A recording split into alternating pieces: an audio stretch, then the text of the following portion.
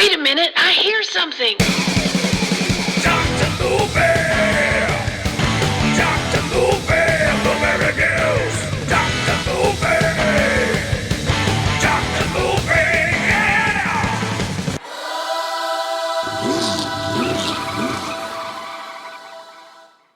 Hey, what's up, everybody? Welcome back to another episode of Dr. Movie.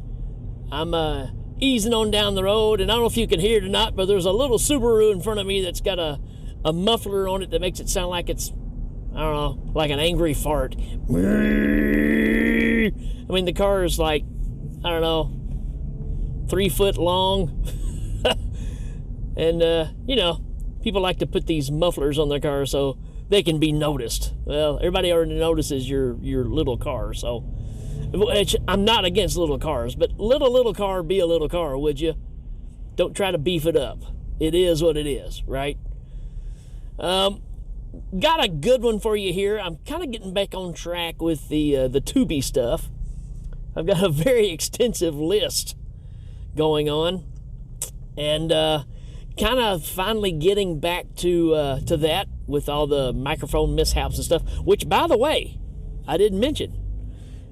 Don't know what happened, but and so far, I mean, I haven't heard it since I did a few tests, but this is the old microphone you're hearing. So, we'll see how this works out, but it decided that it wanted to work, so it's working now, and we'll see what happens here. And I have to say, I know I'm kind of rambling here, but I think you're okay with that. This is a $5 clip-on lavalier microphone, right? This is the cheapest of the cheap. I bought it at a Five Below. I paid $5 for it. I'm not dissing it, but come on, man. You talking about getting your $5 worth? Shoot. I mean, I've done, I don't know, maybe 200 episodes of this thing. I've left it outside, and it rained on it, and it laid there for a week, and it's working? Come on now. Five Below, y'all need to hit me up, man. Y'all need me to be have one of them customer stories, right, of how good the product is. Anywho, we've got a good one for you. We are going to talk about the made-for-TV 1981 movie. I say movie, made-for-TV. Dark Night of the Scarecrow. This movie is important. This is, again, hitting that sweet spot, right between the late 70s and the early 80s that I just kind of enjoy. This is somewhat of a classic. If you call yourself a horror fan and you don't know this one, then you're not really a horror fan. Sorry, just hate to bust your bubble, but this one is important on many levels. This is the first depiction of a scarecrow killer that I know of. I don't think there was a movie that really did that before this. This is where that kind of started in 81. So, like I said, it was made for TV on CBS in October, right before Halloween, 1981, and we got a lot of good stuff here. Let's see if we got some. Let's see, we've got a synopsis here. Strange occurrences plague a group of vigilantes who took vengeance on a man wrongly accused of harming a youngster. They like to use the word vigilante, I guess, and vengeance. Yeah. So, I mean, this is kind of a classic tale of an adult who's on the slow side, who's friends with kids, and something happens to one of the kids, and they get the blame. What am I thinking of? Mice and Men? Right? Kind of a classic tale of that kind. Not on the same level by any means. But you're kind of taking that idea, almost kind of a, the whole Frankenstein's monster thing, right? Where he's playing with the girl and, she drowns. whatever version that you believe. Either he did it or he didn't do it. But you kind of get that same story of the townspeople getting together and trying to get vengeance, right? So yeah, that's kind of where this one sits. We got a 6.9 out of 10 on IMDb, which I think is a pretty good rating. Why to watch? We got it's creepy, suspenseful, and brutal. Well, it's made for TV. It's not really brutal. It does have some good creepiness to it, and there really is plenty of suspense in this one. So I'll give you that. It's just as good as any theatrical that came out at this time. I love it, and I think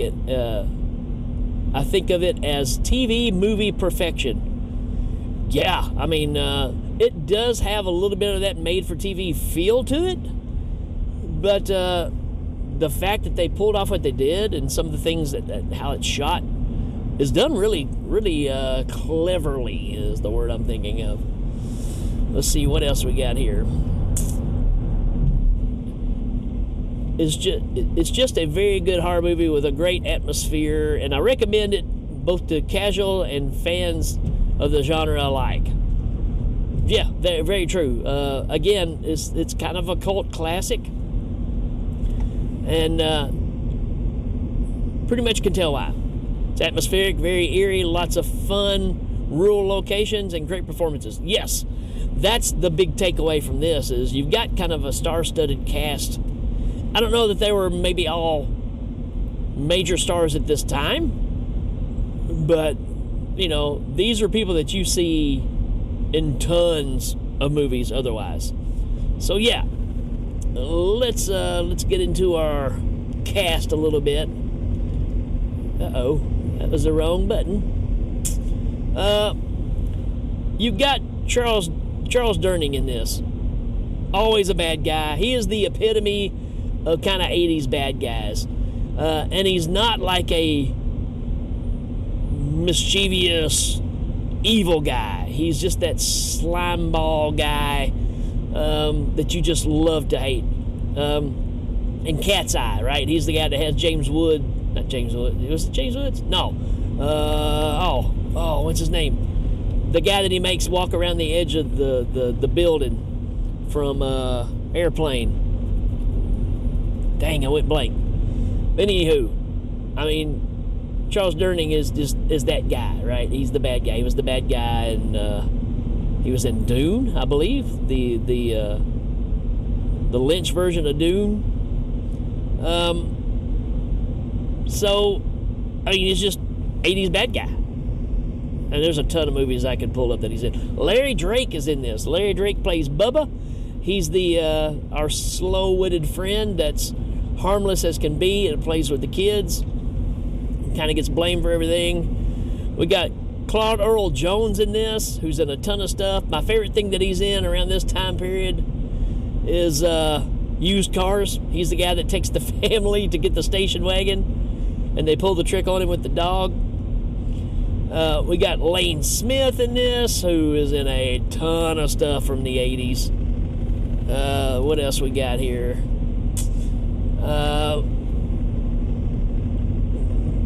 That's pretty much your main group. I believe I even saw Large Marge in this for a second. So, story goes, like I said, it starts off with Bubba playing with a little girl named Mary Lee. And something goes bad. Actually, she gets attacked by a dog and gets injured really bad. They blame Bubba for it. They start chasing him. It's the mailman, a couple of farmers, and a local gas station attendant, mechanic. And the four of them got their hunting dogs out, and they're chasing after him. And they get all the way to his house, and his mom comes out and says, "What are you doing here? You get off my property," yada, yada, yada. Now, right before that, Bubba shows up and tells his mom, "Something bad happened to Mary Lee. Bubba didn't do it.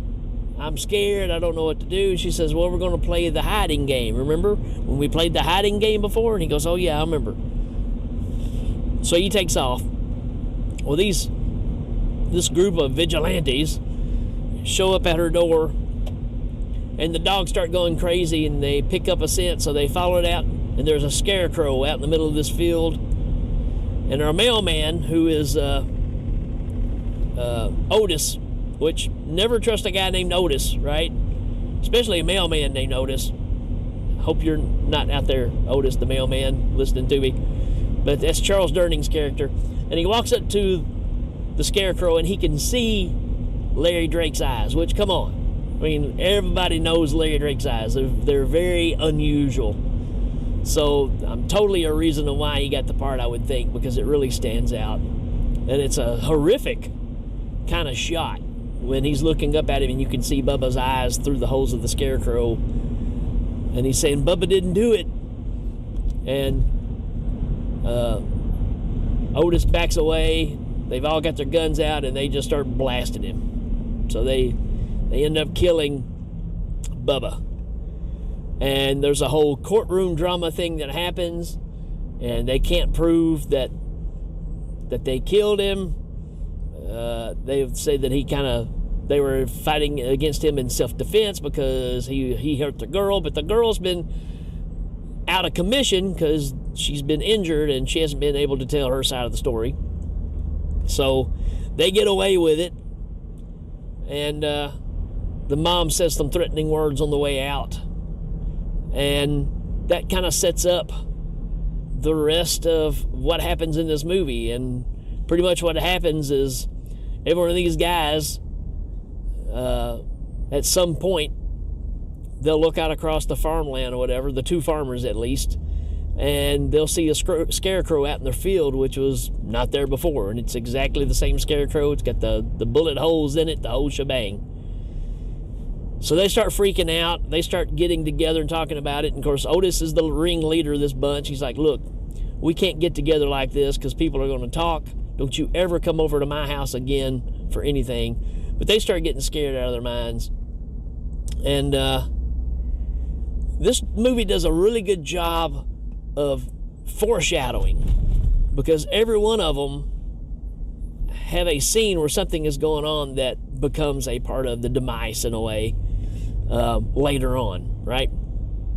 So our first one gets dropped down into it's almost like a hay baler, but it's got blades on it, so I'm guessing it's more like a, I don't know. It's not a bush hog, because it's got a rotating blade. Well, rotating round. It doesn't. It's not a flat blade. It's a round blade. Anywho, I don't know all my farm equipment, but he gets dropped down almost like a wood chipper, right? It's like a huge wood chipper, and he's out working on it. And of course, he's the one that saw the scarecrow first, and he ends up trying to get away from something in his shop, and he ends up hanging overhead of this wood chipping thing and gets dropped down into it. There's one down, right? And the other one gets trapped in a silo, which is supposed to be filled up with grain. And we kind of see this in operation earlier on in the movie, and he gets locked inside of it and gets smothered to death by the grain. Then we're down to just two guys, which is the mechanic and Otis, and they decide they're going to go dig up Bubba's grave to prove that it's not Bubba, right? It can't be him. He's dead, right? So they go out there. Hold on, I'm passing a semi truck here, and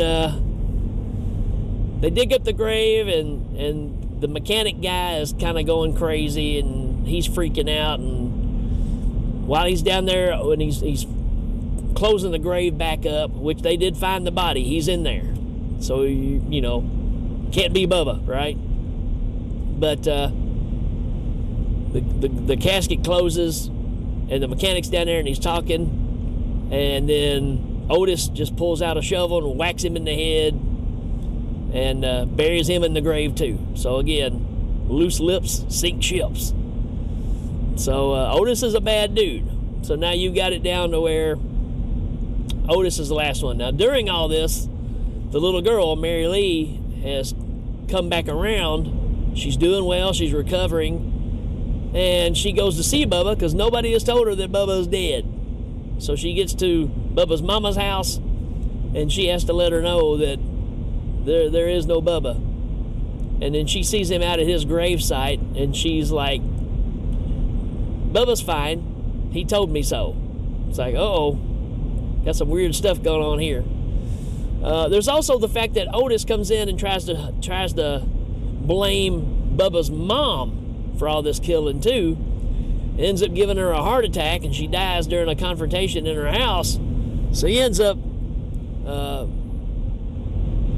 setting a gas line open while she's sitting there in front of a fire in the fireplace and blowing the house up. So this, Otis is a bad dude. Again, he's the quintessential bad guy in the 80s, or early 80s at least. So you get down to Otis, and he's driving away from the gravesite where he just buried the mechanic in Bubba's grave, and he sees Mary Lee out in the middle of the road just jump out in front of him. So he slams on the brakes. He starts chasing her, and then while he's chasing her, then he kind of gets his up and comings. And I'm going to kind of leave it there because that's a good place for you to check it out and see what's going on here. Again, this is a classic. It's got a pretty cool ending. Again, made for TV. There's not really any blood or anything, but you don't need it. You know exactly what's happening, but it's still pretty suspenseful. It's good to see these guys that are, associated with each other and know that they did wrong start breaking and having conflicts with each other, and they're starting to break, and that's really where this is driving. So the torment, of them knowing something is coming after them and they don't know how to handle it is what makes this movie kind of prod along very well. It's well done. And again, I've heard people, put this at the top of a lot of lists as far as some of their favorite horror movies. So even though it lacks the things that we feel like you have to have nowadays, it still is strong enough and the acting is great enough that you're invested and you have to ride this thing out and see how it ends. So I highly recommend this one. I say it's a 4 out of 5. I think you need to check it out. It is on Tubi, so you can't go wrong there. But there you go, folks. That's my take on Dark Night of the Scarecrow. I think you should give it a shot. Or if you're a fan, let me know. And let me know what you like about it and what makes this thing tick. Because it's kind of a weird phenomenon that a made-for-TV show like this can have this kind of impact in the horror genre. It's one thing to do it in like sci-fi or something like that, but in the horror genre, especially in this time period, I mean, you got, American Horror Story and all that stuff more recently, but for back then, and this is a one-time made-for-TV movie. So there you go. All right, folks, that's it for this one. We will check you later.